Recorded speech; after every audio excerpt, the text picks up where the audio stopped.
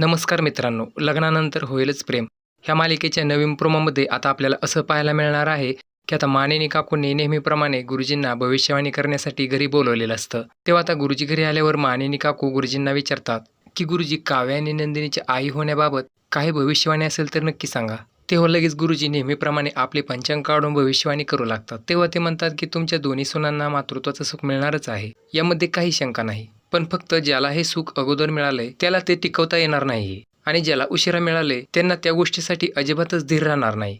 तर आता गुरुजींनी काव्या आणि नंदिनीच्या बाबत आई होण्यावरून अशी भविष्यवाणी करताच इकडे काव्याला मात्र खूपच मोठा धक्का बसतो. त्यामुळे काव्यात असा विचार करते की गुरुजी असे का बरं बोलले असतील की ज्याला हे मातृत्व अगोदर लाभले त्याला ते टिकवता येणार नाही. म्हणजे याचा अर्थ नक्कीच माझ्या बाळाच्या बाबतीत काहीतरी अघटित तर घडणार नाही ना.